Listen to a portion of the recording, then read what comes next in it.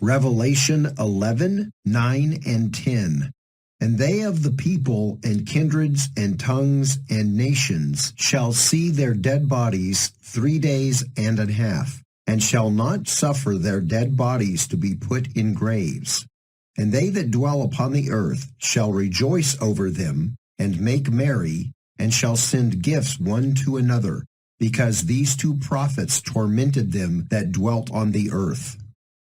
This prophecy tells us that in the last days, everyone on the earth will have the ability to see the dead bodies of the two witnesses killed in Jerusalem laying in the street. People will be able to send gifts to one another. Notice that with satellite television communications, and with the vast majority of the world's population having cell phones, this is now possible without a miracle. Consider the wording is send gifts and not give gifts. Next day and 2-day shipping is one of the greatest areas of growth in just the past few years. When this was written, it took many months for news to travel across the Roman Empire. Many lands were not known to each other. Revelation 17:8. The beast that thou sawest was, and is not, and shall ascend out of the bottomless pit, and go into perdition, and they that dwell on the earth shall wonder, whose names were not written in the book of life from the foundation of the world, when they behold the beast that was, and is not, and yet is. Again, the entire world will be able to behold, see, the Antichrist and his resurrection transition. He is the manifestation of Satan. Matthew 24:21 and 22. For then shall be great tribulation, such as was not since the beginning of the world to this time, no, nor ever shall be. And except those days should be shortened, there should no flesh be saved, but for the elect's sake those days shall be shortened. The great tribulation will be beyond any horrors that have preceded it. No matter how bad you think it will likely be far beyond what you can imagine. Now that mankind has developed chemical, biological, and nuclear weapons, the entire population of the earth would be wiped out unless the Lord intervenes. This level of destructiveness would have been unthought of when Jesus said this. Zechariah 14:12. And this shall be the plague wherewith the Lord will smite all the people that have fought against Jerusalem.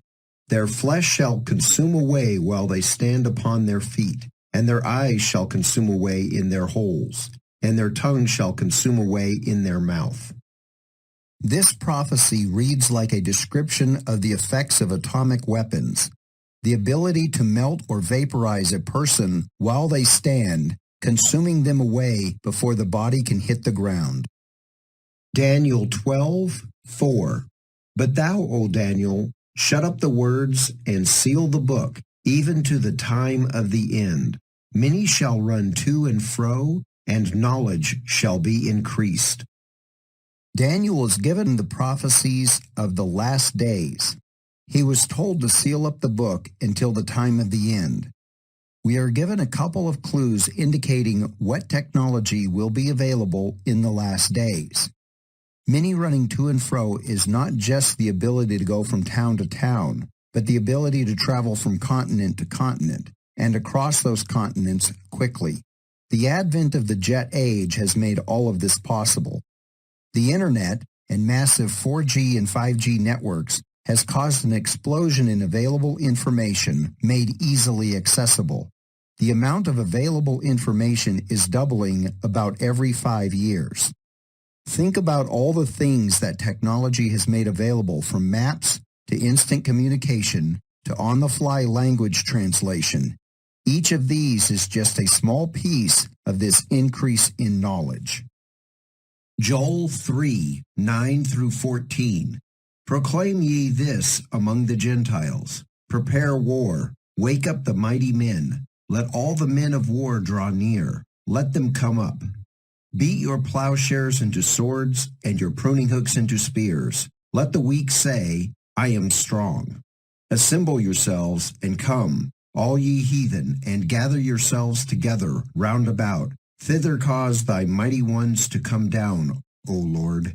Let the heathen be wakened, and come up to the valley of Jehoshaphat. For there will I sit to judge all the heathen round about. Put ye in the sickle, for the harvest is ripe. Come, get you down, for the press is full, the fats overflow, for their wickedness is great. Multitudes, multitudes in the valley of decision, for the day of the Lord is near in the valley of decision.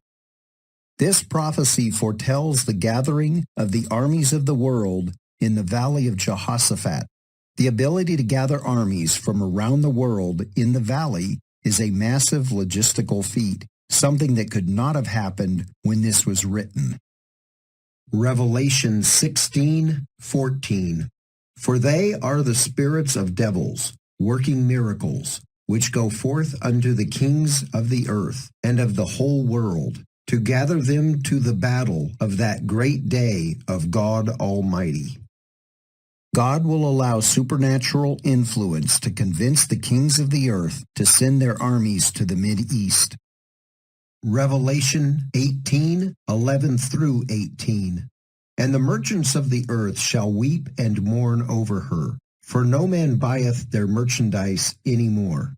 The merchandise of gold and silver and precious stones, and of pearls and fine linen and purple and silk and scarlet, and all thine wood, and all manner vessels of ivory, and all manner vessels of most precious wood, and of brass, and iron, and marble, and cinnamon, and odors, and ointments, and frankincense, and wine, and oil, and fine flour, and wheat, and beasts, and sheep, and horses, and chariots, and slaves, and souls of men.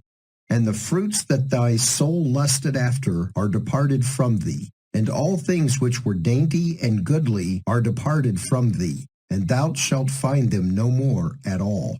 The merchants of these things, which were made rich by her, shall stand afar off for the fear of her torment, weeping and wailing, and saying, Alas, alas, that great city, that was clothed in fine linen and purple and scarlet, and decked with gold, and precious stones and pearls.